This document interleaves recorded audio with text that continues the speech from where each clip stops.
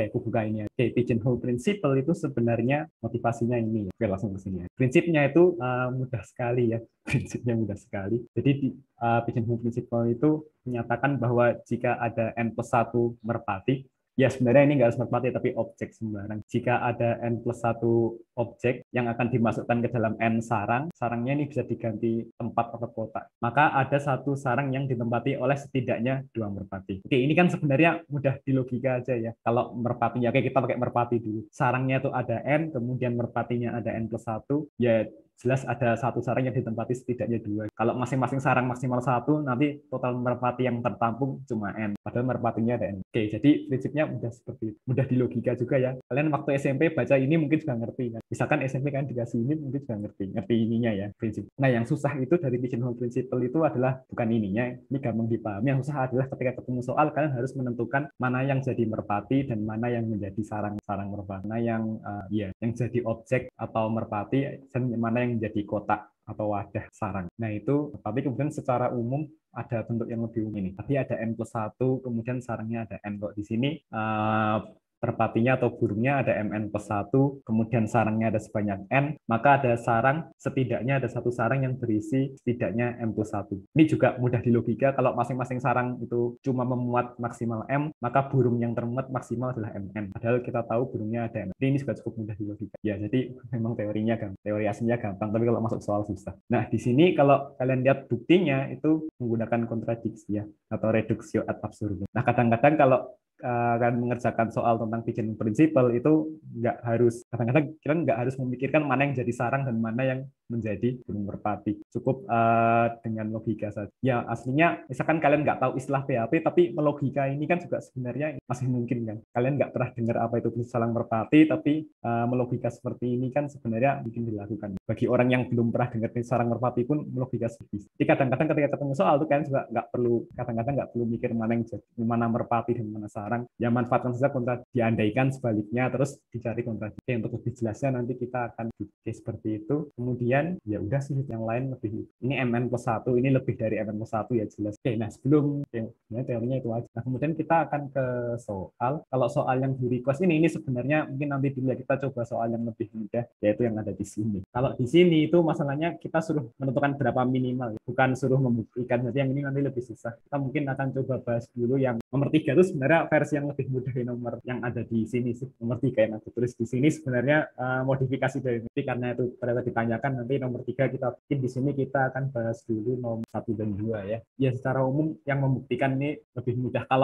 Kalau ini tuh kalian harus nebak dulu. Ini kan yang tanyakan berapa banyak mahasiswa. Biasanya tuh memang harus nebak dulu mahasiswanya berapa, terus kalian baru buktikan dengan pigeon. Oke, di tempat tuh hujan ya, kalau misalkan suaranya nggak terdengar bisa kalau kalian yang udah di Jogja mungkin juga merasa. Oke, soal-soal yang di sini aku ambil dari slide yang ada di menara ini. Jadi aku nggak ngarang sendiri. Oke, soal yang sebanyak 4 buah titik akan ditempatkan pada sisi sebuah segitiga sama sisi sebuah segitiga sama sisi dengan panjang sisi 2. Dan kita diminta menunjukkan bahwa ada 2 titik yang jaraknya maksimal 1. Oke, supaya kalian bisa ikut mencoba, mungkin ada yang punya ide untuk soal sambil aku gambar. Oke, jadi masalah problemnya adalah kita dikasih segitiga ini karena kita harus menempatkan 4 titik. Nah, penempatannya itu ada banyak cara ya, yang penting di sisi. Kita diminta menunjukkan bagaimanapun kita menempatkannya, mau seperti apapun penempatannya, pasti ada 2 titik yang jaraknya maksimal 1 atau tidak lebih dari 1. Oke, mungkin ada yang idenya, nggak tahu udah dibahas di kelas apa belum ya. Oh ya, dari sini mungkin ada yang udah dibahas di kelas. Oke, berarti aku asumsikan belum. Kalau nggak tahu itu kemungkinan belum. Oke, di sini kita kan itu ya. Oke, mungkin nomor 1 kita ada 4 buah titik, kemudian ini tunjukkan ada 2 titik. Berarti kalau kita mau memanfaatkan sarang merpati, ini yang objek yang mau ditempatkan itu kan 4 buah titik. Nah, berarti kita harus membuat sarangnya itu sebanyak 3. Sarangnya harus ada 3, kemudian karena titiknya 4, maka ada 2 titik yang masuk ke sarangnya. Nah, sekarang sarangnya itu harus seperti apa? Nah, untuk ini kan bisa si sarangnya itu, kan bisa si sarangnya, ya aku namain, dan ini titik tengahnya. Oke. Nah, sarangnya itu adalah ini ya. Sarang pertama itu adalah segmen ini ditambah yang ini oke, nggak rapi. Kalau nggak usah rapi-rapi. Jadi kita bentuk seperti ini. Kita bentuk 3 buah sarang. Katakan nama sarang itu ini udah A, B, C, D ya. Yang satu itu adalah segmen AE. Segmen itu biasanya segmen itu maksudnya ruas garis dari sini sampai ke sini itu namanya segmen atau ruas garis atau penggal garis. Kemudian yang S2-nya itu adalah segmen yang ada di sini 30 BD. Kemudian S3 itu adalah yang belum apa? CD. Jadi di C. Ini sebelumnya dikasih keterangan. Jadi ini jaraknya kita cuma di titik tengah. Tambahin keterangan di sini ya, dengan DEF berturut-turut. D-nya itu titik D. Nah di sini kita udah membuat 3 semacam partisi ya. Sarang. Kita udah membuat 3 sarang. Dan titik yang kita ingin tempatkan itu ada 4. Oh ya, ini mungkin buat yang bingung sama notasinya, sebenarnya ruas garis itu kan bisa kita pandang sebagai himpunan titik. AE bar ini berarti himpunan titik yang ada di sini. Jadi ini sebenarnya gabungan itu ya semacam gabungan himpunan juga. Himpunan titik yang ini kita gabung. Oke, karena ada 4 titik yang ikan ada 4 ditempatkan, padahal sarangnya di sini ada 3. Maka di sini kita kan bisa tulis berdasarkan P. Oh ya Pak UH sendiri menyingkat PHP ya. Jadi kalian kayaknya boleh aja. Ada SI, I-nya di sini itu 1, 2, 3. Ada SI yang memuat ya. Jadi ini berdasarkan pigeonhole principle. Ya kalian tadi seperti yang aku bilang, kalaupun kalian nggak tahu istilah PHP kan bisa melogika bahwa di sini ada 3 himpunan, kemudian titik yang diletakkan ada 4, ya maka jelas ada 1 yang memuat 2. Ini kalian bisa misalkan katakan yang memuat 2 titik itu adalah S1. Nanti kalau yang memuat 2 titik bukan S1 kan ya analog saja katakan yang oke. Selanjutnya kita tahu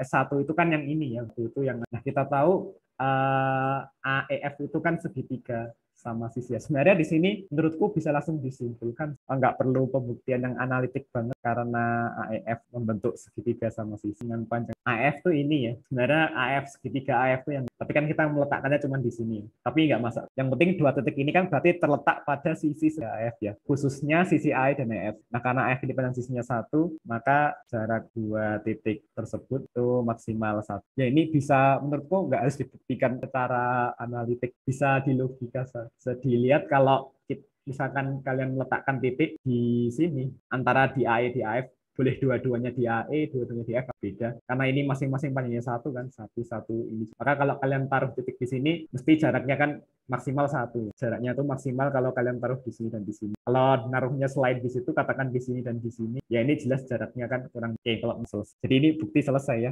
Mungkin ada yang mau ditanyakan dulu untuk soal ini, maksimal 1. Oke, kalau belum ada, kita lanjutkan dulu. Belum ke soal yang di request, akan bahas yang ini. Sekali lagi soal di request itu lebih sulit karena harus menebak dulu sebenarnya sih. Itu kan banyak mahasiswanya berapa baru buktikan dengan pigeonhole principle. Oke, kalau di tengah-tengah ada pertanyaan boleh langsung tanya ya, seperti minggu lalu sepertinya bahkan 2 minggu lalu. Pikiran pertanyaan di tengah langsung tanyakan saja nggak. Tapi kalau mau nunggu pembahasannya selesai, oke, nomor 2 ini aslinya itu ya. Tapi nanti kebetulan ada yang sama dengan soal UAS, sudah sih nggak. Kan cuma kebetulan tidak berniat. Nomor 2 ini aslinya soal UAS tapi soal UAS susulan ya. Di tahun lalu ada yang susulan matematika di skrip 1. Dan kalau susulan mau nggak mau dosen harus membuat soal yang berbeda. Apalagi daring ya. Karena yang belum ikut ujian kan bisa ngeliat soalnya juga. Tapi kenyataannya antara soal susulan dan soal aslinya juga ada soal yang sama sih, nggak sepenuhnya beda semua. Oke, tapi soal yang ini tidak ada di soal yang asli. Jadi aku nggak masalah kelas ini, tidak membahas soal tugas. Oke, jadi di sini kita diberikan himpunan A itu isinya bilangan asli dari 1,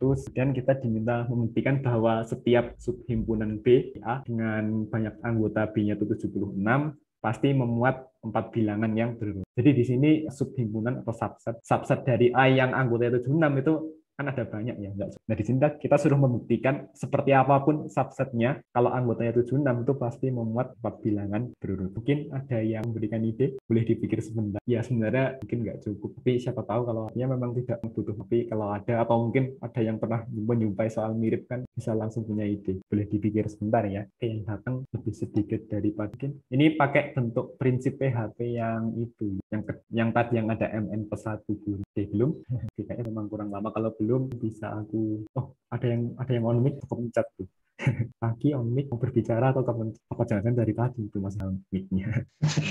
Itu Mas, sebenarnya Ya? dibentuk 1, 2, 3, dibentuk himpunan baru. Ya. Kayak 1, 2, 3, 4, terus 5, 6, 7, 8, seterusnya. Oke, bahkan seperti ini. Oke. Sampai 2 bikian A2 ini. Oke, ini lebih tepatnya ini bisa kita sebut sebagai partisi ya. Oke, kan udah mengambil PLM kan udah tahu partisi. Partisi itu jadi himpunannya kayak kita potong-potong sehingga setiap potongannya tuh nggak beririsan, dan kalau kita gabungkan semua potongannya itu nanti jadi himpunan itu sendiri sebagai berikut. Jangan seperti itu. Oke, idenya benar. Ya belum tahu ya, ini baru nanti kita. Di idenya itu seperti ini. Oke, sebenarnya motivasi untuk membentuk ini tuh dari sini. Oke, ini langsung dan seterusnya saja. Kemudian yang terakhir berarti ada sebanyak 25 ya. Karena anggota 97, 95. Oke, selanjutnya bagaimana? Diambil 75 bilangan sembarang Diambil 75 bilangan sembarang, kemudian dari setiap partisi diambil 3. oke, dari setiap partisi diambil 3 ya. Oke, lalu Maka ketika ditambah 1, oke, yaitu 76 bilangan sembarang, pasti jika diambil lagi diambil lagi satu sembarang sembarang. ya. Sebarang di partisi manapun, Oke, di AI manapun ini ya. pasti terdapat 4 bilangan berurutan. Atau pasti akan Oke, pasti terdapat. Oke, karena tadi dari setiap AI kita ambil 3, kemudian diambil lagi satu sembarang di AI. Maksudnya diambil satu, ya ambil satu sembarang di AI yang manapun, boleh yang dimanapun ya. Oke, pasti terdapat bilangan berurut. Oke, seperti ini itu boleh juga sih sebenarnya ya. Logikanya mungkin yang lain juga udah paham ya. Jadi kalau kita ambil 75 dari setiap AI itu kita ambil 3. Terus kalau kita kan kita maunya membuat 76 ya, berarti kita harus ambil satu lagi. Jadi intinya kita ambil 75 dulu untuk dimasukkan ke B. Nah, sebenarnya mungkin dari sini itu kita bagi kasus juga ya. Diambil 75 bilangan sembarang, bisa kalian tambahkan di sini. Jika ada 4 bilangan yang diambil dari partisi yang sama, jika ada 4 bilangan yang diambil dari partisi yang sama, maka bukti selesai ya.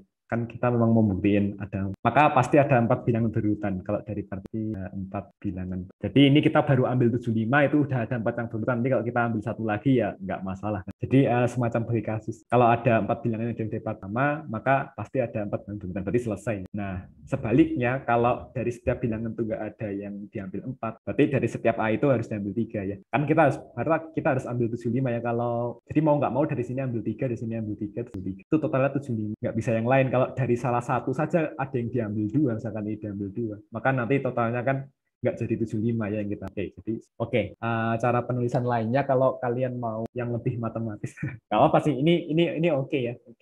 Nanti kalau kalian mau nyatet silahkan dirapiin ya tulisannya gimana. Oke lah, nggak apa-apa, ini kalian paham ya. Jadi ini semacam kasus pertama, kemudian yang ini itu adalah kasus. Kita mungkin coba lihat penulisan lain. Jadi sebenarnya secara matematis itu yang ingin kita tunjukkan itu terdapat I-nya itu dari 1, 2 sampai 25, sehingga banyak anggota dari AI iris B itu sama dengan 4 ini kan. Kalau seperti ini AI iris B sama dengan 4 itu kan berarti AI itu termuat di B. Atau mungkin terdapat AI sehingga I itu subset dari. Secara matematis demikian. Nah, kemudian kita andaikan AI itu bukan merupakan subset dari B untuk setiap I yang mana. Karena AI itu bukan subset dari B, maka kita punya banyak anggota dari AI. Kalau kita iriskan dengan B, itu pasti kurang dari sama dengan 3 ya. Kalau ini anggotanya 4, berarti ya AI-nya termuat di B, kan AI anggotanya 4. Kalau andaikan ini itu 4, kan nanti jadinya AI termuat di 4 ini. Ini untuk setiap I ya, peroleh. Kita punya B. B itu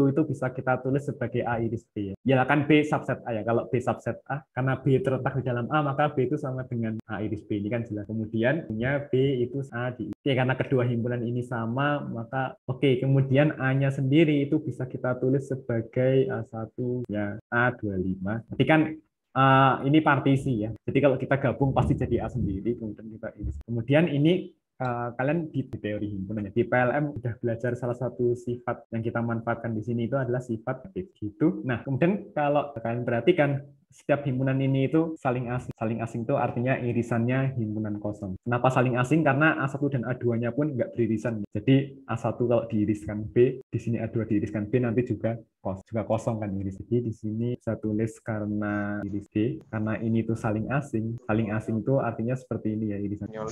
Iya, bukan mau bertanya ya. Tadi mau tanya atau bukan? Kayaknya ini untuk setiap I yang nggak sama dengan C ya. Maka, kalau kalian punya himpunan yang saling asing, maka anggota gabungannya itu bisa kita tulis seperti ini. Kalau kalian punya himpunan X diiris Y itu kosong, maka banyak anggota X digabung Y, itu kan bisa kita pisah seperti ini ya. Ini aslinya pakai inklusi eksklusi. Kalau inklusi eksklusi kan dikurangi ini ya. Tapi kan ininya tuh 0. Jadinya cukup ini aja. Nah, kita manfaatkan itu karena ini masing-masing ini sepasang saling asing, maka ini itu bisa kita pecah jadi gini ya, ditambah 2 iris B, 25 iris. Oke, tadi kita punya fakta bahwa ini banyak anggota dari AI iris B itu kurang dari sama dengan 3. Jadi ini kurang dari sama dengan 3, ditambah 3, ditambahnya, ditambah 3. Ini sebanyak 3, sebanyak 75 ya. 3-nya sebanyak 25. Ini, dari sini terjadi kontradiksi karena banyak anggota B itu seharusnya adalah 76 Oke, berarti pengandaian kita ingkar. Yang kita andaikan adalah AI bukan subset dari B untuk sembarang I. Berarti jadi terdapat I antara 1, 2, sampai 25, hingga I itu subset dari B. Dengan kata lain, dengan kata lain, terbukti B memuat 4 bilangan berurutan. Oke, mungkin sampai di sini ada yang mau ditanyakan? Izin bertanya, Kak. Iya, silahkan. Itu tadi kan X iris Y. Iya. Itu sama dengan himpunan kosong. Dan ini kan X gabung Y sama dengan mutlak. Banyak himpunan X tambah himpunan Y. Sedangkan di sini kan irisan, Kak. Itu penyambungnya. Oh. Apakah sama saja gitu? Ini oke. Ini itu ya. Ini sifat yang kita punya. Jika ini, maka ini. Ini kan, ini yang kita punya. Ini dianggap jadi satu kesatuan ya. Ini itu satu kesatuan. Oh iya. Ini satu kesatuan dan seterusnya ini juga satu kesatuan. Jadi penghubungnya kan juga gabungan ya, sama seperti yang di sini. Makanya bisa kita pisah jadi ini penjumlahan. Baik, Mas, terima kasih. Oke. Ada lagi mungkin. Ini sifat buktinya sebenarnya pakai induksi eksklusi ya, memanfaatkan fakta bahwa ini banyak anggotanya 0. Oke, ini juga tadi ini aku tidak menyalahkan yang ini juga boleh ya. Tapi alangkah lebih baiknya kayak semacam dibagi kasus gini. Kalau seperti ini kan mungkin ya sebenarnya jelas juga sih, tapi mungkin bisa dipertanyakan kenapa dari setiap AI diambil 3? Kalau dari setiap AI nggak diambil 3 gimana? Kalau ada yang diambil 4, kalau ada yang diambil 4 maka selesaikan bukti kita. Nah, terus andaikan tidak ada 4 bilangan yang diambil dari partisi yang sama. Jadi dari masing-masing himpunan itu harus diambil 3. Izin bertanya lagi, Kak. Iya, gimana? Kalau pakai rumus yang MN+1 tadi gimana? Kalau misalnya diterapkan di soal ini? Oh, oke. Itu sebenarnya gini ya, ini mana? Oke, mungkin kita bisa partisinya tuh kan ada 24. Di ini boleh cara penulisan lain juga menggunakan software. Terdapat 76 bilangan yang merupakan anggota B ya, dan 76 ini itu 3 kali 25 yang merupakan anggota B. Karena ada 25 himpunan, ada 25 partisi ya A, maka berdasarkan PHP ada satu partisi yang memuat 4 anggota A ya. Ada satu partisi yang memuat 4 anggota A, padahal partisi itu sendiri kan anggotanya 4. Katakan AI. Katakan yang memuat 4 anggota B itu ada sebanyak 3 kali 25 tambah. Kemudian karena ada 25 partisi dari A, maka berdasarkan prinsipal ada satu partisi yang memuat 4 anggota B. Katakan partisi yang memuat 4 anggota B itu. Nah, tapi lebih lanjut, partisi memuat 4 anggota B. Nah, AI-nya sendiri itu isinya 4, maka di sini semua anggota AI yang merupakan 4 bilangan berurutan. Anggota A itu pasti merupakan bilangan berurutan kan? Yang merupakan 4 bilangan berurutan kan? Itu akan termuat di B. Oke, ini cara penulisan lain lagi ya. Tapi dari sini dulu ya. Ini kalian buat dulu. Maaf. Ini kalian buat dulu, terus baru kalian lari ke sini yang di B. Ya udah, berarti ini selesai ya. Maka semua anggota AI yang merupakan 4 bilangan berurutan termuat di B. Ya berarti B muat 4. Dari sini selesai. Ini aslinya pendek ya. Ya mungkin agak panjang kalau nggak disingkat. Oke, ternyata. Tapi kalau seperti yang aku bilang tadi, kalau misalkan kalian nggak harus pikirkan. Berarti kan ini yang jadi objek atau jadi merpati ini kan 26 anggota sarangnya itu ada I-nya. Oke, mungkin ada yang lain. Kita lanjut ke soal lain.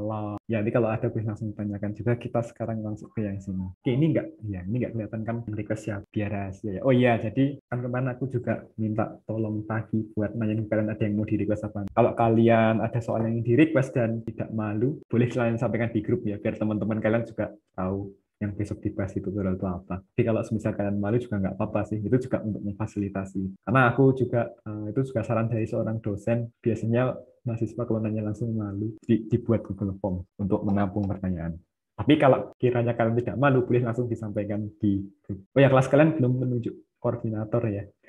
Jadi kemarin aku minta tolong pagi, nanti mungkin jadi ini mungkin kemarin aku nyampain tapi di akhir ya. Jadi tolong nanti tunjuk satu koordinator, tugasnya koordinator seperti yang dilakukan pagi tadi malam, kemarin malam tadi malam, yaitu menyampaikan dari teman-teman yang lain apa yang mau dibahas. Mungkin kalau aku ada informasi, aku sampaikan lewat koordinator, tugasnya nggak berat cuman gitu aja. Nggak akan aku tanyain soal ya, cuma suruh nyampein informasi. Oke, sekarang kita lanjut ke soal ini anggap nomor 3. Nomor 3 itu adalah soal yang di request. Aku juga belum lihat namanya siapa yang request. Oke, di sini terdapat 8 mata kuliah berbeda yang ditawarkan dan setiap mahasiswa harus mengambil 5 mata kuliah. Berapa minimal banyak mahasiswa agar sekurang-kurangnya ada 10 mahasiswa ambil kuliah. Oke, ini ternyata tidak bisa dikerjakan dulu ya. Mau pakai yang N+1 atau yang MN+1 ini sejauh yang aku pikirkan itu tidak bisa pakai yang itu. Karena di sini mungkin kalian kepikiran mata kuliahnya dijadikan kotak. Ini mata kuliah 1, ini mata kuliah 2 dijadikan sarang. Cuman masalahnya merpatinya siapa? Kalau merpati mahasiswa, masalahnya setiap mahasiswa itu memilih 5 ya. Jadi setiap mahasiswa itu boleh masuk ke lebih dari 2 sarang dan harus masuk ke tepat 5 sarang. Nah, kalau mahasiswanya itu dianggap jadi 40, 8 kali 5 ya. Kan ada 8 mahasiswa, 8 mahasiswa. Mahasiswanya nggak 8 ya. Katakan mahasiswanya itu K. Ya kita tidak bisa menggunakan pigeonhole tadi karena setiap mahasiswa itu masuk ke 5 sarang gitu. Masuk ke 5 sarang. Nah, kalau kita anggap jumlah mahasiswanya itu 5K, karena setiap mahasiswa masuk ke 5 sarang, berarti kan anggap aja ada 5K. Kemudian banyak mahasiswanya ada 5K, kemudian ini ada 8. Oke, jadi intinya kita harus nebak dulu ya. Jadi jumlah mahasiswa kan ya 5K ya. Ya, tapi agak susah ngomongnya juga, bukan jumlah mahasiswanya yang 5. Oke, kita sketsa dulu seperti ini tadi untuk menebak jawabannya. Misalkan ini adalah mata kuliah ini, kuliah 8. Oke, kita suruh menentukan minimal banyak mahasiswa agar kita bisa memastikan ada 10 mahasiswa yang mengambil mata kuliah. Oke, jadi mahasiswanya ini bisa kita anggap sebagai titik ya. Jadi misalkan mahasiswa pertama itu mengambil mungkin ini MK1 ke bawah. Jadi kita semacam membuat tabel gini. Ini mahasiswanya itu ada katakan sebanyak kita misalkan dulu ya, kan kita pengen nyari ya, ini satu mahasiswa tiba Amin 1 mahasiswa K. Karena setiap mahasiswa itu mengambil 5 kan. Jadi intinya kita buat ini, kemudian kita kasih centang di kalau mahasiswa ke I mengambil mata kuliah ke J, maka kolom ke I baris ke J. Misalkan mahasiswa pertama itu mengambil mata kuliah 1, misalkan yang diambil ini. Oke, berarti setiap kolom itu tanda centangnya sebanyak 5 ya. Karena setiap di sini juga tanda centangnya itu ada 5, katakan gini dan seterusnya sampai mahasiswa ke K. Oke, di sini kita bisa melihat bahwa setiap kolom itu memuat 5 tanda checklist ya. Oke, ini belum penulisan rapinya ya. Kolom memuat 5 tanda seperti ini. Sehingga banyak tanda V ini, tanda centang pada tabel di samping itu adalah nanti ternyata yang menjadi merpati itu adalah tanda centang. Mahasiswanya bukan mahasiswanya ya. Nanti kita lihat yang menjadi merpati itu adalah centang. Oke, berarti kalau setiap kolom memuat 5 tanda V atau tanda centang ini dan ada sebanyak K kolom, maka banyak tanda centangnya. Nah, terus setiap baris sekarang. Oke, jadi banyak tanda centang di suatu kolom itu menyatakan banyak mata kuliah yang diambil seorang mahasiswa. Sedangkan banyak tanda centang pada satu baris itu menyatakan banyak mahasiswa yang mengambil mata kuliah tersebutnya. Jadi kalau di kolom pertama itu ada katakan 8, berarti mahasiswa yang mengambil mata kuliah 1 itu sebanyak 8. Oke, di sini kan kita pengennya sekurang-kurangnya 10 mahasiswa mengambil mata kuliah yang sama.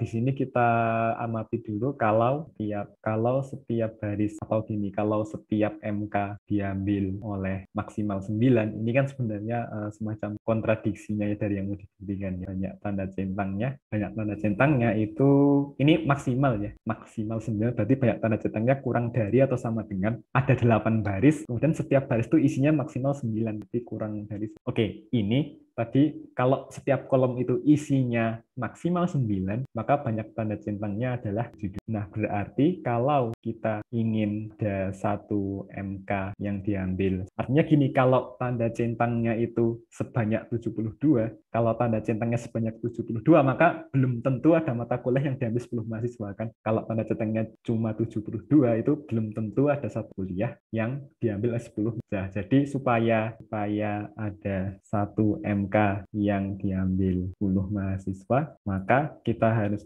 punya. Jadi banyak tanda centangnya tuh ini eksaknya segini ya. Banyak tanda centangnya. Ini kan ini sama dengan ya ini. Kalau yang ini kan kurang dari sama dengan. Nah, jadi tadi dari yang paragraf 2 ini sebenarnya kita mau mengatakan bahwa kalau tanda centangnya 72 itu belum tentu ada mata kuliah yang diambil 10. Berarti supaya ada mata kuliah yang diambil 10 mahasiswa, tanda centangnya itu harus lebih besar dari 72. Maka di sini kita punya 5K itu harus jadi 72. Atau K-nya itu K-nya itu harus bulat ya. Ini nanti ketemunya 15. 5 kali 15 kan 75. 5 kali 14 itu 70. Oke, dari range ini kita mendapatkan bahwa tebakan kita banyak minimum mahasiswanya itu adalah 11. Oke, ini sebenarnya belum rapi ya, belum rapi. Nah, kemudian untuk penulisannya biar rapinya itu mungkin aku buat di sebaliknya. Nah, sekarang dari sini ya, ini kan bahasanya juga masih ada kalau. Jadi itu tadi di depan adalah proses untuk mencari ide, dibentuk. Nah, sekarang menulis benerannya. Itu pertama kita bentuk tabel seperti ini.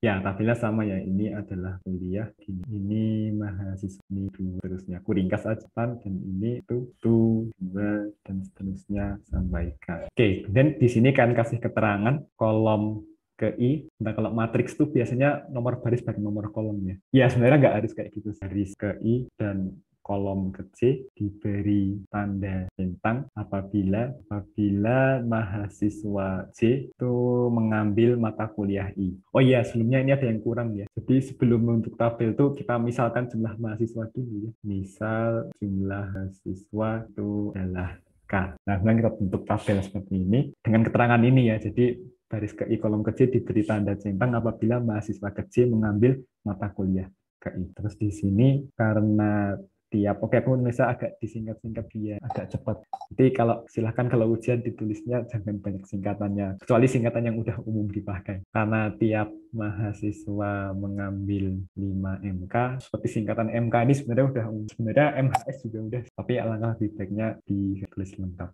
Atau kalian kasih keterangan di bawah, keterangan MK itu mata kuliah, MHS itu mahasiswa. Karena tiap mahasiswa mengambil 5 MK mata kuliah, maka banyak tanda centang di kolom adalah 5. Ya, total banyak tanda centang itu adalah 5 kali K ya. Nah, kemudian paragraf 2 ini ya. Nah, itu kalian tulisnya itu bisa seperti ini ya. Andaikan banyak tanda centang pada tabel itu kurang dari sama dengan 72, maka belum tentu ada mata kuliah yang diambil 10 mahasiswa. Sini kalian tambahin keterangan terjadi ketika tiap MK diambil 9 mahasiswa. Jadi kalau banyak tanda centangnya itu kurang dari sama dengan 72, maka belum tentu ada suatu mata kuliah yang diambil 10. Nah, kita pengennya itu banyak mahasiswanya itu minimal berapa supaya dapat dipastikan ada satu mata kuliah yang diambil 10. Agar sekurang-kurangnya ini berarti ya. Nah, berarti di sini agar dapat dipastikan ada 2 MK yang diambil, agar dapat dipastikan ada satu mata kuliah yang diambil 10 mahasiswa, maka banyak tanda centangnya ini harus lebih dari 72. Nah, dengan demikian kita punya banyak tanda centangnya tadi kan 5K, berarti 5K itu harus lebih dari 2. Ini berakibat K-nya, ya ini aslinya kalau kita bagi kedua dengan 5 itu pecahan ya, tapi karena K-nya bulat nanti kan bisa simpulkan ini. Aslinya 14 koma sih, tapi karena K-nya bulat maka harus disingkat. Jadi minimal 5. Oke. Oh iya, aku nambahin sedikit. Mungkin di sini kayak nggak kelihatan. Aslinya tuh centangnya yang jadi sarang. Ya, aslinya yang jadi sarang itu adalah tanda centangnya. Kemudian yang menjadi apa namanya? Tanda centangnya itu menjadi merpati, kemudian yang jadi sarang itu adalah. Nah, sekarang coba kalau ya mungkin karena nggak terlalu kelihatan itunya. Karena di sini soalnya kita suruh nentuin. Coba kalau soalnya kalian balik, jangan soalnya dibalik, suruh buktiin ya. Terdapat 8 mata kuliah berbeda yang ditawarkan dan setiap mahasiswa harus mengambil 5 mata kuliah. Jika terdapat 15 mahasiswa, buktikan bahwa ada 10 mahasiswa yang mengambil mata kuliah. Coba kalau soalnya dibuat kayak gitu, nanti akan kelihatan bahwa tanda centangnya itu tanda centang di tabel ini jadi merpati, kemudian mata kuliahnya akan menjadi sarang. Oke, seperti itu. Mungkin untuk soal ini ada yang mau ditanyakan dulu. Izin bertanya tentang penulisannya. Oke, ya gimana? Kalau misalnya ditulis agar dapat dipastikan ada satu mata kuliah yang diambil lebih dari sama dengan 10 mahasiswa, itu bagaimana Kak? Oke, boleh juga sih. Tapi Sebenarnya di sini sekurang-kurangnya itu berarti lebih dari sama dengan 10 ya. Nggak masalah, sekurang-kurangnya 10 itu berarti minimal 10. Ini juga nggak apa-apa. Jadi sebenarnya di sini maksudnya diambil 10 tuh ya, maksudnya yang diambil minimal 10 sih. Jadi sebenarnya sama kalian tulis seperti ini. Kalau misalkan di tempat apa namanya, misalkan kalian punya 10 pensil, kemudian kalian bilang ke teman Anda, saya punya 5, itu secara matematis nggak bohong ya. Karena emang ada lima dan ada lebihnya. Tapi kan yang jelas di sana ada 5. Kalau kalian cuma punya 5, kemudian kan kalian bilang punya 10 pensil, itu baru berbohong. Jadi ini yang diambil 10 itu maksudnya ada 10 yang ngambil. Perkara ada lebihnya itu ada lagi yang lain mungkin. Ini mungkin memang agak beda ya karena kita nggak suruh membuktikan. Nah, untuk soal yang aku tulis di sini itu lebih mudah yang membuktikan. Karena ini sudah membuktikan. Idenya juga sama, bisa menggunakan tabel seperti itu. Tapi kan di sini udah diketahui jumlah mahasiswanya terus membuktikan. Nanti lebih. Oke, kita masih punya 2 soal lagi. Kalau yang 4 sama 5 ini bener-bener aku ambil dari slide di Menara Ilmu. Nggak, aku nomor 1 tuh agak di. Oke, kita masuk. Salah. Memang untuk materi pigeonhole principle ini kalian lebih banyak untuk menulis dan berargumen, berlogika dan berargumen, tidak banyak ngitungnya. Jadi memang dari teori yang sangat sederhana tadi kan cuman MN+1 merpati kemudian sarang, ternyata pengembangan soalnya bisa sangat banyak dan sangat bervariasi dan sangat aneh-aneh. Makanya memang harus banyak latihan. Oke, ini juga termasuk soal yang sulit ya. Oke, aku baca dulu. Jadi di sini ada Jati akan berlatih sebanyak 15 kali. Oh ya, ini juga soal UAS atau UTS lama. Bentar, itu soal UAS atau soal UTS? Jangan-jangan yang tugas apa namanya? Tugas kalian yang di sini tuh ada yang merasa ngerjain soal ini nggak pakai soal tugas? Kalau ada mungkin jadi bentar ya aku cek. Tapi ngambilnya dari kok nggak bisa lagi. Bentar. UAS genap 2013-2014. Ada yang ngerjain soal ini nggak ya? Kelompok 1 UAS 2014 tuh soal ini. Bentar ya aku cek dulu ya. Oh nggak ada. Oke, nggak ada. Itu soal 2014 itu maksudnya tahun akademik 2014-2015. Oke, jadi ini nggak masuk soal tugas. Oke, ini juga termasuk soal yang sulit, jadi aku cerita dikit. Pertama kali ketemu soal ini tuh waktu ikut di SMA, ikut lomba ya. Jadi ini sebenarnya bukan soal yang mudah kalau kalian menjumpai ini pertama kali di UAS udah. Tapi tahun lalu ketika aku mengambil matematika di semester 1 itu dibahas di kelas. Ya langsung dibahas di kelas kok, bukan sebagai tugas juga dan tidak keluar di ujian juga. Idenya itu memang sangat itu sih. Juga agak bingung dengan motivasinya. Agak bingung kalau harus jelasin motivasinya. Aku paham caranya. Jadi memang alasannya tuh ya logis dari satu step-step lainnya. Tapi motivasinya kenapa bisa kepikiran seperti itu pun aku juga kayak itu. Oke, mungkin kita lihat dulu ya. Tidak mudah untuk kepikirannya ya. Oke, jadi di sini Jati akan berlatih sebanyak 15 kali dalam 10 hari. Nah, ini berlatih katakan latihan apalah, kita nggak tahu.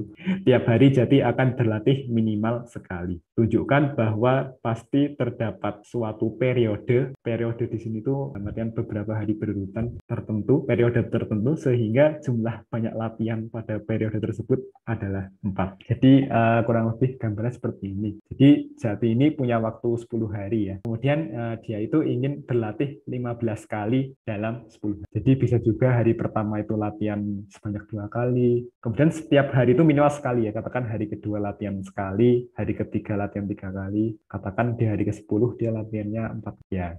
Misalkan seperti itu. Nah, kita sudah menunjukkan ada periode tertentu atau beberapa hari berurutan sehingga jumlah latihan pada periode tersebut adalah 4. Jadi kita sudah menunjukkan ada suatu periode tertentu, katakan dari hari ke I sampai hari ke J gitu, yang jumlah latihannya di sini adalah 4. Kalau dalam contoh ini kelihatan ya, ini periode ini juga jumlah latihannya 4, di periode yang ini juga jumlah latihannya 4. Kan. Tapi ini kan cuma satu kasus aja ya, kita diminta menunjukkan bahwa seperti apapun distribusi latihannya dia, mau hari pertamanya 1, 2, 3, hari pertama berapa, bebas, selama memenuhi ketentuan ini, mau seperti apapun distribusinya, pasti ada periode tertentu sehingga jumlah latihan di periode tersebut adalah 4. Oke, di sini aku mungkin langsung bahas saja ya. Karena tahun lalu aku juga langsung ke pembahasan dari Dok. Oke, kita misalkan I itu adalah banyak latihan. Banyak latihannya si Jati. Oke, bukan pada hari ke I, tapi banyak latihan dari hari 1 sampai hari ke I. Oke, jadi oke lah aku buat yang tadi katakan seperti ini. Katakan ini 2, 1, 3, ini 2. Kalau misalkan distribusi latihannya seperti ini per harinya, berarti A1-nya itu ya 2. A2 itu jumlah latihan dari hari pertama sampai hari kedua, berarti ini 3. A3 itu jumlah latihan dari hari pertama sampai hari ketiga, berarti ini 6. dan seterusnya. Oke, kita peroleh hubungan seperti ini ya. A1 itu pasti kurang dari A2 ya. Kenapa? Karena dia setiap hari itu latihan sekali ya. Berarti di hari kedua tuh dia kan latihan minimal sekali. Berarti jumlah latihannya sampai di hari kedua tuh paling tidak nambah satu kan. Makanya berlaku. Dan juga akan berlaku ini karena di hari ketiga dia pasti latihan lagi minimal sekali. A4, seterusnya A15. Oke, A1 itu lebih dari sama dengan 1 ya. Kemudian A15 ini sama dengan 15. Bentar, maaf. Harinya itu 10 ya. Berarti ini 10. Kemudian ini kurang, ini sama dengan 15. Kan total latihannya tuh harus 15. Oke, ini kalau yang ini lebih dari. Berarti A10 itu total latihan dari hari pertama sampai hari ke-10 itu ya harus sama dengan 15. Oke, kemudian sebenarnya motivasinya ini sih. Karena di sini ada 4. Tapi ini pun kalau disebut sebagai motivasi juga terlalu itu sih. Memang masih sulit terpikir. Karena itu ada 4. Kalau ini setiap ruasnya kita tambahkan 4, itu nanti jadi gini kan. 5 kurang dari A2 plus 5 kurang dari A3 plus 5 kurang dari dan seterusnya sampai kurang dari A10 plus 5 dan ini sama dengan 20 ya. Sebentar, kok ditambah 5 sih? Tambah 4, maaf ya. Oke lagi ya. Ini 10 plus 4 sama dengan 9. Oke, sekarang diperhatikan bahwa kita punya di sini ada berapa bilangan di sini? Di sini itu kita punya sebanyak 20 bilangan ya. A1, A2 sampai A10 dan A1 plus 4, A2 plus 4 sampai A10 plus 4. Diperhatikan bahwa ada 20 bilangan, yakni A1, A2, dan seterusnya sampai A10, kemudian A1 plus 4, A2 plus 4, dan seterusnya sampai A10 plus 4, di 20 bilangan ya. Yang nilai terkecilnya, yang nilainya itu minimal 1, dan maksimal itu 19 ya. Dari sini lagi ya. Jadi kita punya 20 bilangan yang nilai minimalnya itu 1 dan nilai maksimalnya 19. Oke, di sini ada 20, di sini ada 19. Jadi berdasarkan pigeonhole principle, ada dua bilangan yang sama ya di antara 20 bilangan itu. Ada dua bilangan yang sama di antara 20 bilangan tersebut. Oke, seperti ini. Oke, bilangan yang sama itu nggak mungkin berada di sini ya. Nggak mungkin AI sama dengan AJ kan ya, karena ini kan naik. Nggak mungkin juga sama-sama di sini ya. Nggak mungkin AI plus 4 sama dengan AJ plus 4, karena ya ini naik. Jadi di sini kita bisa tulis, jangan di sini. Dua bilangan tersebut pasti berbentuk AI. Yang satu itu berasal dari ini, baris pertama. Kemudian bilangan yang kedua itu dari baris kedua. Katakan gini, AC plus 4. Oke, tentunya I nggak sama dengan C ya. Oke, jadi kita punya dua bilangan ini sama kan ya. Berarti AI sama dengan AC plus 4. Ini ekuivalen dengan AI dikurangi AC sama dengan 4. Oke, AI dikurangi AC itu artinya apa? Tadi kan AC itu banyak latihan dari hari pertama sampai hari ke C. Kalau AI itu banyak latihan dari hari pertama sampai hari ke I. Jadi dari hari ke C plus 1 sampai hari ke I, mereka latihan, jadi itu latihannya ada sebanyak 4. AC ini kan latihan dari hari pertama sampai hari ke C. Kalau AI itu sampai sini kan. Ini AI itu, AC itu tadi segini, AI itu, berarti kalau AI min AC kan ini ya. Yang dari hari pertama, dari hari ke C plus 1 sampai hari ke I. Jadi ada suatu periode, yakni hari ke C plus 1 sampai ke I, dengan jumlah latihannya itu adalah dengan jumlah latihan itu 4. Tepat sebanyak 4. Oke, berarti di sini selesai ya. Periode yang, jadi kita sudah menemukan suatu periode yang jumlah latihan di periode tersebut 4, yaitu periode hari ke C plus 1 sampai hari ke I. Kita nggak tahu secara pasti C-nya berapa, I-nya berapa ya, tapi yang jelas dari uraian di atas yang itu dijamin ada ya. AI dan AC plus 4 kan dijamin ada ya dengan pigeonhole principle. Meskipun kita nggak tahu nilai tepatnya berapa. Dan memang nggak bisa dicari nilai tepatnya sih, bisa macam-macam juga. Mungkin juga I-nya 1, mungkin I-nya 2, dan seterusnya. Tapi yang jelas kita bisa menjamin bahwa ini tuh pasti ada. Oke, untuk soal yang ini mungkin ada yang mau ditanyakan. Izin bertanya, Kak. Oke, silahkan. Aku kok bingung sama periodenya itu. Maksudnya kok nggak jelas berapa rentang waktunya gitu. Apa yang nggak jelas? Rentang waktu periodenya itu. Satu periode itu berapa waktu gitu, nggak diberitahukan soal. Oh ya, periode itu yang penting beberapa hari berurutan ya, boleh 1 hari berurutan. Jadi periode di sini itu, oke, bahkan soal aslinya gini ya, Pak. Itu kita tak tambahin. Bentukkan bahwa pasti terdapat suatu periode tertentu. Di sini aku tambah yang dimaksud periode itu adalah beberapa hari berurutan. Jadi yang dimaksud periode di sini itu ya beberapa hari berurutan, bisa 1 hari berurutan. Katakan hari kedua itu, ini juga dianggap sebagai periode. Kemudian bisa juga periode itu 2 hari berurutan, ya, katakan hari keempat dan hari kelima. Bisa juga terdiri dari 3 hari berurutan, katakan hari ke-10, 11, 12, cuma 10 ya harinya. Katakan hari ke-5, 6, 7, 8. Nah, ini 3 hari berurutan. Bisa juga periode itu 4 hari berurutan seperti ini, dan seterusnya. Ya, jadi yang dimaksud periode itu ya pokoknya berapa hari yang berurutan. Nggak ada ketentuan apakah harus 2 hari berurutan, apakah harus 3 hari berurutan, itu nggak ada. Yang penting beberapa hari berurutan. Itu mungkin. Soalnya kayak ambigu, bisa periodenya itu bisa dibagi kayak tak terhingga periode gitu, kayak kalkulus dibagi-bagi sampai tak terhingga. Oke, mungkin memang maksud soalnya itu ya, coba kita lihat. Iya, yang dimaksud periode itu kalau untuk soal ini seperti itu ya. Kayak aku harap yang tadi bisa dipahami, tapi kalau membaca soalnya mungkin memang kalau soal atasnya ini juga mirip. Oke, ini kepotong ya, baca ini bawahnya. Intinya ini yang bawah tuh bacanya ini juga periode hari ya. Oke, ternyata bahasa yang digunakan dosennya emang gitu dari dulu. Jadi kalau kalian nemu soal seperti ini, kalau nggak ada keterangan tambahan, tafsirnya seperti itu ya. Jadi kalau latihannya per hari, yang dimaksud periode itu adalah hari-hari berurutan. Bisa 1 hari atau 2 hari berurutan atau 3 hari berurutan dan seterusnya. Kalau nggak salah ada yang lain juga. Itu apa nggak bisa dianggap periodenya itu 10, Pak? Apa di sini 10 hari maksudnya? Iya, dianggap maksudnya kayak dari hari 0 sampai 1 itu dianggap periode pertama. Jadi dapat 10 periode. Apa nggak bisa dianggap seperti itu? Bentar, gimana tadi? Kan kita punya 10 hari ya. 2, 3, 4, 5, 6, 7, 9, 10. Tadi gimana? Misalnya di periode 1 sampai 2 kan minimal 1. Kayak. Sini. Iya. Tapi apa berpengaruh? Juga bingung. Minimal 1 tuh di setiap harinya. Jadi kita misalkan begini ya, hari latihan. Kalau kita semacam misalkan kamu jadi jati dan bikin jadwal tuh, yang minimal 1 itu adalah di setiap selnya ini. Itu berarti sisa 5.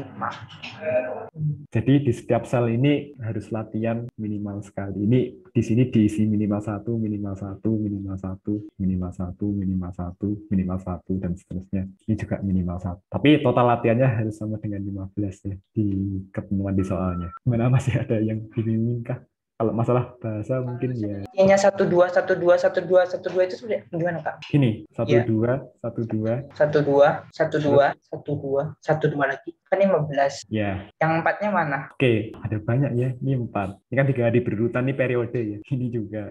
Periodenya kenapa tidak jelas? Periode itu beberapa hari berurutan, berharinya bebas, dan mulai dari mana sampai berakhir di mana pun juga bebas. Ya ini segini, ini periode, 1 periode. Tapi periode itu bebas ya. Mau berapa hari berurutan, dimulai dari hari keberapa dan berakhir di hari keberapa juga nggak masalah. Emang nggak ada ketentuan tertentu, dan kita memang di soalnya disuruh membuktikan bahwa pasti ada periode itu. Ya memang periodenya itu memang bebas, sebebas itu, memang tidak ada ketentuan tertentu. Ya andaikan diambil periodenya 10, kan pasti ada 4 latihan, walaupun nggak dibuktikan. Oh, maksudnya tuh gini. Kalau mau lebih matematis, apa? Kalau misalnya diambil periodenya itu dari hari 1 sampai 10 kan pasti terdapat 4 itu latihan. Kalau diambil, maksudnya terdapat 4 tuh terdapat tepat 4 ya. Lebih. Jadi maksudnya kalau kamu ambil 1 sampai 10 itu total latihan dari hari ke 1 sampai 10 itu 15. Iya. Jadi kita tuh intinya tuh pengen ngambil periode di mana misalkan hari ke I itu 1 sampai ke J, terus total latihan dari ke I ke I plus 1 sampai ke J itu tepat 4 gitu. Tidak lebih dan tidak kurang. Bukan di dalamnya ada yang 4, tapi pokoknya dari mulai periode sampai selesai periode itu total latihannya tepat 4. Pusing ya. Kalau kamu ambilnya ini, ya ini memang di dalamnya ada yang 4 ini, tapi yang dimaksud periode itu nanti kalau kamu milihnya ini, yang kalian jumlahkan ya yang ini. Jadi bukan kamu ambil periode seperti ini terus di dalamnya ada yang 4 tuh enggak, tapi kamu harus ambil 1 periode di mana jumlah latihan yang di sini itu total dari awal sampai akhir di sini itu harus 4. Gimana mungkin? Motivasinya dibentuk tambah 4 tadi itu gimana, Kak? Gimana? Motivasinya tadi jadi dari 1 ke 5 terus A1 jadi A1 tambah 4 itu gimana? Oke, tadi aku dapat bilang motivasinya emang susah ya. Yang bisa aku katakan cuman ini sih, karena di sini ada angka 4. Ya, karena kalau di awal emang susah ya, kalau setelah lihat prosesnya sampai akhir kan jadi Belum. ketika proses ini udah misalkan kalian membaca buku ya, ada seperti ini, kan kalian kan juga kan akhirnya tahu kan mau ditambah 4 tuh karena akhirnya kita bisa menarik kesimpulan dengan itu. Tapi kalau di awal itu kepikirannya gimana itu yang memang aku juga belum itu. Ya memang kalau tadi yang memang susah kan kepikiran itunya. Mungkin salah satu motivasinya yang pertama di sini 4 hari berhutan, yang kedua motivasi kita adalah ingin menyamakan untuk ini. Kayak 4 hari periode yang memuat 4 latihan itu kan secara matematis kan gini kan berarti ya. Nah kita tuh pengen menemukan dua bilangan yang seperti ini. Ini A I min A J. Intinya kita pengen menemukan I dan J yang memenuhi ini kan, supaya bisa disimpulkan ada periode tertentu yang memuat 4 latihan. Jadi kita buat yang bawah itu AI, para AI, yang di bawah, yang di atas itu para AI, yang di bawah itu para AI plus Terus sekian. AJ-nya Ya, tadi, gimana? AJ-nya itu yang mana? Apa AI tambah 4? AJ AJ-nya itu yang mana tuh? bentar. AJ-nya itu yang ini yang di oke oke, kita pakai yang bawah aja ya. Jadi intinya kan kita tadi pengen mencari periode yang jumlah latihannya itu 4 ya. Jadi kita kita ingin membuktikan bahwa pasti ada periode tertentu yang jumlah latihannya 4. Oke, kalimat itu tadi kalau kita terjemahkan ke dalam bahasa matematika itu sama aja dengan membuktikan terdapat I dan J sehingga AI minus AC itu sama dengan 4. Jadi periode tertentu itu kita terjemahkan jadi ini. Periode tertentu yang memuat 4 latihan itu secara matematis itu seperti ini. Oke, ini itu bisa kita ubah jadi seperti ini. Nah, jadi dari sini tujuan kita adalah membuktikan bahwa ada AI dan ada AC plus 4 yang nilainya sama. Kita pengen menunjukkan bahwa ada dua bilangan, yaitu AI dan satunya AC plus 4 yang nilainya sama. Oleh karena itu, yang pertama kan kita cuma punya AI ya, AI-nya itu memenuhi kondisi ini. Nah, kemudian supaya kita mencapai tujuan yang kita inginkan, supaya memunculkan bentuk yang seperti ini, maka di baris pertama ini masing-masing ruasnya kita tambahkan 4 sehingga kita peroleh yang ini. Oke, memang nggak mudah sih kalau dipraktekin beneran. Aku kalau pertama kali ketemu soal ini juga belum tentu kepikiran seperti itu kan dibandingkan. Oke, mungkin di awalnya kita tulis gini dulu, akan dibuktikan terdapat I dan J sehingga ini. Biar kelihatan motivasinya. Tapi sekali lagi ini pun ya nggak mudah. Oke, ini tadi itu ya. Kalau masih bingung, mungkin yang lain nanti. Oke, mungkin ada lagi. Kalau yang masalah periode tadi, juga nggak bingung ya kalau masih bingung. Jadi yang dimaksud periode sekali lagi itu adalah beberapa hari berurutan. Kemudian periode yang memuat 4 latihan itu maksudnya totalnya ya dari awal mulai periode. Kalau misalkan kalian ambil periodenya itu 3 hari, maka di 3 hari itu latihannya tepat sejumlah 4. Bukan kalian ambil 3 hari, kemudian hari pertama dan keduanya yang jumlahnya 4, ambil periode tertentu, terus jumlah latihan di keseluruhan periode itu tepat. Bukan ambil satu periode, terus di dalamnya ada periode yang lebih kecil. Baik, Kak. Terima kasih. Oke, sama-sama. Kalau belum itu nanti bisa di itu ya. Mungkin tanya apa besok juga boleh. Ya, yang aku terpikiran untuk menjelaskan ya begitu. Atau mungkin tanya teman yang lain, mungkin ada yang bisa menjelaskan dengan lebih. Oke, karena udah jam segini, nomor 5 ini sebenarnya emang tapi lebih ke motivasinya sih cukup unik sebenarnya. Tapi kayaknya waktunya nggak itu ya. Mungkin aku berikan hint. Ini aku ambil dari Menara Ilmu ya. Jadi kalau kalian polos kok soalnya susah-susah, ya itu bukan aku yang bikin susah ya. Tapi aku memang ambil yang ada di sana. Oke, ada yang punya ide mungkin untuk mungkin nggak tahu lebih kelihatan motivasinya apa enggak ya. Coba kalian ingat-ingat bentuk ini tuh seperti rumus apa. Mungkin kalian pernah melihat rumus apa yang bentuknya itu mirip kayak gini. Rumus tan kah? Kayak Rumus tan. apa? Tan. Oke. Ini udah dibahas di kelas belum ya? Habis. Udah atau belum? Kayaknya belum, Kak. Nggak tahu. Belum. Oke, rumus tan ya tadi bener tuh. Itu ini memang idenya menggunakan tangan pakai rumus itu ya. Tan? Jadi ya Nggak. bener-bener bentuk ini tuh mirip rumus ini ya, tangan dari B. Ini kan sama dengan tangan A dikurangi tangan B. Oke, jadi untuk yang ini memang motivasi. Oh ya, sebelumnya mungkin biar kalian nggak salah paham dengan soalnya tuh. Jadi di sini kita tuh dikasih 7 bilangan real sembarang. Ini benar-benar sembarang ya bilangan realnya. Nggak ada ketemuan positif, negatif, rasional, irasionalnya. Terus kita sudah membuktikan bahwa sembarang 7 bilangan real, benar-benar sembarang. Di antara sembarang 7 bilangan real itu pasti ada 2 bilangan, katakan XI dan XJ, yang memenuhi kondisi ini. Oke, idenya memang menggunakan tangan, jadi kita misalkan XI itu sama dengan katakan tangan theta I sama dengan 1, 2, dan 7. Oke, ini nggak aku bahas itunya ya. Ini kita memang nggak punya waktu untuk membahas setting, jadi aku kasih sketsanya aja. Ini X, ini X, intinya hintnya pakai itu ya. Ini tuh sama dengan apa? Oh iya, sebelumnya kan kalian juga tahu kalau grafik tangan itu begini ya. Grafik fungsi tangan itu periodik dengan periode. Nah, ini periode lagi. Periodenya beda dengan yang tadi ya. Periodik dengan periode pi. Oke, nanti di sini bakal ada lagi kan ya. Ini dan seterusnya. Nah, tapi theta I-nya itu bisa kita ambil cukup yang berada di sini saja ya. Misalkan tan XI sama dengan theta I. Jadi kita set theta I-nya itu yang berada di sini aja, interval terbuka pi per 2, min pi per 2, pi per 2. Kan bisa aja ya kalian ambil theta-nya, theta I-nya itu di sini kan juga bisa. Karena theta I yang nilai tangannya itu adalah XI itu kan ada banyak. Tapi di sini kita batasin saja theta I-nya itu yang berada di sini. Karena theta I yang berada di sini kan udah nanti mencakup seluruh bilangan real ya. Ketika kalian punya XI di sini, pasti ada pasangannya juga di sini. Jadi mencari pasangan untuk XI itu cukup di sini, nggak usah di luar sini. Oke, kenapa seperti itu nanti? Oke, bentuk ini itu kalau kita ubah dalam theta, ini tangan theta I dikurangi tangan theta J dibagi 1 ditambah tangan theta I tangan theta J. Ini sama dengan tangan theta I dikurangi theta J. Oke, maka kondisi ini, kondisi 0 kurang dari sama dengan XI minus XJ dibagi dengan 1 plus XI, XJ kurang dari sama dengan seperakar 3 itu akan ekuivalen dengan 0 itu tangan 0, ini tangan theta I dikurangi theta J, kemudian seperakar 3 itu adalah tangan pi per 6 ya. Jadi ini akan ekuivalen dengan, karena theta I dan theta J nya tadi diambil di sini, maka selisih antara theta I dan theta J itu seperti ini ya. Oke, ini sekali lagi baru coret-coretan dengan jawabannya. Jadi dia aku ingin mengatakan, jadi masalah di atas, masalah aslinya yang di soal itu akan ekuivalen